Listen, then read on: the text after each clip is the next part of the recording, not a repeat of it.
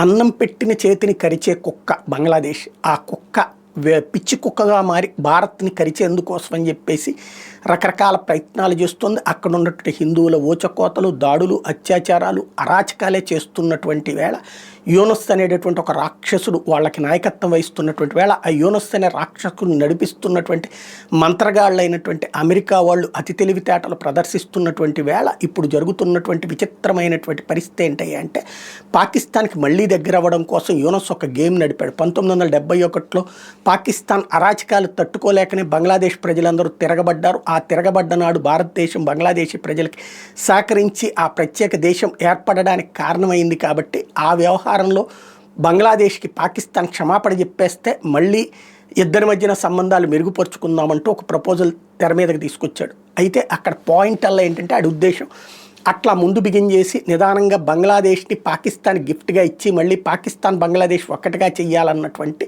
ఒక ఎత్తుగడ. ఇది అమెరికా డీప్ స్టేట్ యొక్క టాక్టిక్స్ అనుకుంటా. ఎందుకంటే బంగ్లాదేశ్ని పాకిస్తాన్లో కలిపేస్తే ఒకనాడు పోయినటువంటి అంటే ఇందిరాగాంధీ విడదీసినటువంటి దాన్ని మళ్ళీ కలిపినటువంటి శక్తి పాకిస్తాన్ అవుతుంది, ఆసిఫ్ మునీర్ అవుతుంది, షాబాజ్ షరీఫ్ అవుతుంది. ఆనాడు విడదీసినటువంటి దేశాన్ని మళ్ళీ కలిపేసేటటువంటి సందర్భంలో కంట్రోల్ చేయలేకపోయినటువంటి వైఫల్యం హిందుత్వ పార్టీగా చెప్పుకునేటువంటి భారతీయ జనతా పార్టీకి ఫెయిల్ అయ్యింది అని చెప్పేటటువంటి ఎత్తుగడ కూడా ఇందులో ఉంది. తద్వారా భారత్లో మోడీని డిగ్రేడ్ చేసేటటువంటి ఎత్తుగడ కూడా ఉంది. ఇదంతా అమెరికన్ గ్రూప్ తయారు చేసినటువంటి ఎజెండాలో భాగంగా చేస్తే పాకిస్తాన్ మాత్రం క్షమాపణ చెప్పడానికి నిరాకరించడం అన్నది కీ పాయింట్.